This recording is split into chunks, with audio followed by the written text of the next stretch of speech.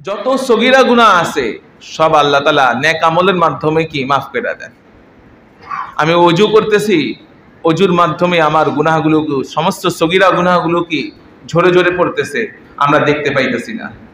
আমি অতিরিক্ত নফল নামাজ পড়তেছি, এর মাধ্যমে কি আমার সগীরা গুনাহগুলো কি, ছোট ছোট গুনাহ যেগুলো আছে সেগুলো কি ঝরে ঝরে যাইতেছে, মাফ হয়ে যাইতেছে। মাগার কাবীরা গুনাহ, বড় বড় গুনাহ, এগুলো তওবা ছাড়া, অনুতপ্ত হওয়া ছাড়া, আল্লাহর কাছে মাফি চাওয়া ছাড়া মাফ হবে না। যদি বান্দার সাথে সম্পর্কিত হয় গুনাহগুলো, কবিরা গুনাহ, তাহলে বান্দা না মাফ করা পর্যন্ত আল্লাহ তাআলাও কি মাফ করবেন না।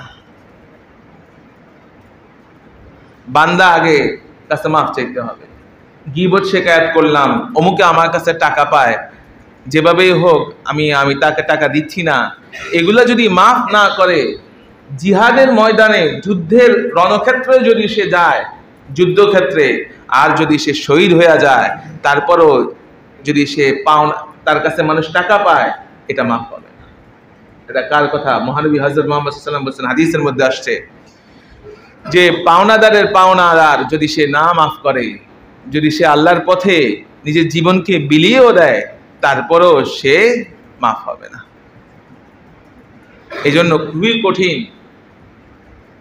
এই ক্ষেত্রে হকুল ইবাদ, অর্থাৎ বান্দার হক যদি সে আদায় না করে থাকে, যতই আল্লাহ তাআলার কাছে মাফ চাক, কান্নাকাটি করুক, মাফ পাবে না যতক্ষণ পর্যন্ত না সেগুলো আদায় না করছে, অথবা না মাফ চাইছে আর সে না মাফ না করে দিচ্ছে। এই জন্য অনেকেই মনে করে যে এখন যত ইচ্ছা তত গুনাহ করে নিয়ে, আল্লাহ তাআলা তো রহিম রহমান। আল্লাহ তাআলা আপনার মধ্যে যে বুদ্ধিটা দিছেন, এই কুবুদ্ধি, যে আমি এখন যত গুনাহ ইচ্ছা করে আনি, সুদ খায় আনি, ঘুষ খায় আনি, পাহাড় বানায় আনি সম্পদের, তারপর আল্লাহ তাআলার কাছে একবার মাফ চাই আনিমো, একটা মসজিদ দিয়ে দিলাম, একটা মাদ্রাসা দিয়ে দিলাম, 1 বিঘা 2 বিঘা 3 বিঘা আমি সম্পদ দখল করে আনিলাম, তারপর এখানের মধ্যে একটা মসজিদ মাদ্রাসা দিয়ে দিলাম, আর আল্লাহ তাআলার কাছে মাফ চেয়ে নিলাম, সব তো দখল করে নিয়েছি, এখন আরাম আয়েশ। এরকম কেউ কেউ আছেন, তাই না? আল্লাহ, আপনি যে মনে মনে এগুলো ভাইবা ইচ্ছা কইরা গুনাহ করতেছেন আর তওবা করতেছেন, কান্নাকাটি করে আল্লাহ মাফ করে দিবে, তা এই যে জোর কইরা ভূমি দখল করছি, যত রকমের এই ভূমিদস্যু আমি হইছি, এগুলা সম্পূর্ণরূপে যার যার মালিক তাকে না দেওয়া পর্যন্ত আপনি যতই আল্লাহ বিল্লাহ করেন, যতই কান্নাকাটি করেন, যতই সবার আগে মসজিদে আসেন, সবার শেষে মসজিদে যান, কিন্তু লাভ হবে না যতক্ষণ পর্যন্ত না হকুল ইবাদ, বান্দার হক বান্দাকে আমি পরিপূর্ণভাবে আদায় না করে দিব, ফেরত না দিব, ততক্ষণ পর্যন্ত মাফ হবে না। খুবই কঠিন। এই মাফ চাইলাম, যতই হাজার হাজার হুজুরের রাইখা আমি দোয়া করাইলাম, লাভ হবে না। কারণ কি? বান্দার হক আমি ঠিক করলাম না, বান্দার হক আমি আদায় করলাম না। বান্দা থেকে জোরপূর্বক ভাবে আমি টাকা নিয়ে নিছি, ছিনতাই করে নিছি, কিংবা জোরপূর্বক ভাবে আমি জমি দখল করে নিছি, এগুলো যদি আমি পরিশোধ না করি, যার মালিকানা তাকে না দিয়া দিই, অথবা সে যদি আমাকে না মাফ করে দেয়, কোনো অবস্থাতেই আমি যতই আল্লাহ তাআলার কাছে মাফ চাই, কিংবা অন্য মানুষকে দিয়া মাফ চাই আল্লাহ তাআলার কাছে, লাভ হবে, তওবা কবুল হবে।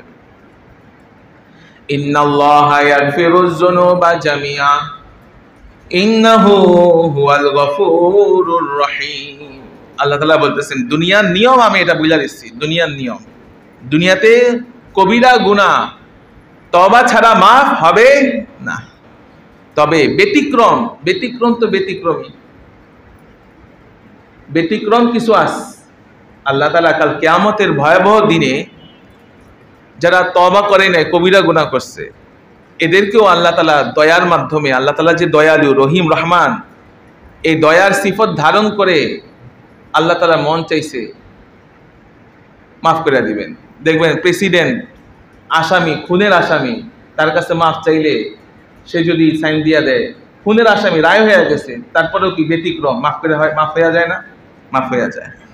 ঠিক তেমনই ভাবে আল্লাহ রাব্বুল আলামিন কাকে কাকে মাফ করে দিবেন যারা তওবা করে আসে নাই, কবিরা গুনাহ করছে, এরকম কিছু কিছু মানুষকে আল্লাহ তাআলা মাফ করে দিবেন। কিন্তু কাদেরকে মাফ করবেন আমি আপনি সেটা তো জানা নাই। এই জন্য কি করতে হবে, যারা কবিরা গুনাহ করেছি আমরা তাদেরকে অবশ্যই অবশ্যই তওবা করে দুনিয়া থেকে বিদায় নিতে হবে। যে কোনো সময় আজরাইল উপস্থিত হয়ে যেতে পারে, তাই না? कैसे कैसे ताजोदारो पादशाह चल बसे, ओ खजीना बाला खाना शान शौकत क्या हुई। कैसे कैसे ताजोदारो, কত কত এরকম বড় বড় ব্যবসায়ী এরকম পাহাড় বালাখানা বহু বহু দালান কোঠা সে বানাইছে, টাওয়ার বানাইছে, কিন্তু আজকে তার কবর নাম নিশানাও কেউ নাই, তার নামও কেউ মনে রাখে নাই। দুনিয়া থাকতে তাকে সবাই ভয়ে হোক আর যেভাবেই হোক সেলুট দিছে, তাই না? দুনিয়া সম্মান পাইছে, কিন্তু আখিরাতে মরার পর তার কেউ নামও নেয় না। এই জন্য কাল কিয়ামতের ভয়াবহ দিনে কিছু কিছু মানুষ আল্লাহ তাআলার কাছে যখন আল্লাহ বলবেন, রায় দিয়া দিবেন, ইয়া মালাইকাতি ইনতালিকু বিআবদি ইলান নার, ও আমার ফেরেশতারা তোমরা আমার এই বান্দাটাকে টেনে হিচড়ে অপদস্থ করে জাহান্নামের দিকে নিয়ে যাও। তখন ওই বান্দা বলবেন, মান সাফতা ইয়া রব্বি, মান সাফতা ইয়া রব্বি, হে আমার রব, মালিক আল্লাহ, আপনি তো আমার প্রতি ইনসাফ করেন নাই, ন্যায় বিচার করেন না। আল্লাহ তাআলা বলবেন, কি বলতেছো তোমার প্রতি আমি ইনসাফ করি নাই? ওই আল্লাহ, আপনি দুনিয়া থাকতে শুনছি আপনি রহিম রহমান, অতিশয় দয়ালু, পরম করুণাময়, সবচাইতে দয়া রহমত আপনার আছে। আজকে এই ভয়াবহ কঠিন দিনে যদি আপনার রহিম রহমান সিফত যদি কাজেই না আসে, দয়া যদি আপনি নাই করেন, তাহলে কিভাবে বুঝবো আপনি ইনসাফগার? আল্লাহু আকবার। আল্লাহ তাআলা তখন দয়ার সাগরের মধ্যে জোয়ার আসবে, তিনি তখন বলবেন, গফারতু লাকা, আমি তোমাকে আজকে এই কথার কারণে মাফ করে দিলাম। সুবহানাল্লাহ। তখন ফেরেশতাদেরকে বলবেন, রায় পরিবর্তন হয়ে যাবে। ইয়া মালাইকাতি ইনতালিকু বিআবদি ইলাল জান্নাতি, যে হে আমার ফেরেশতারা, আমার এই বান্দাটাকে তুমি সসম্মানে জান্নাতের মধ্যে নিয়ে যাও। সুবহানাল্লাহ। এই যে এই লোকটা পুরা জাহান্নামের আসামি ছিল, জাহান্নামের আসামি ছিল, জাহান্নামের ফয়সালাও হয়ে গেছে, কিন্তু আল্লাহ রাব্বুল আলামিন তার উপর দিয়ে কিসের আচরণ করলেন? দয়ার আচরণ।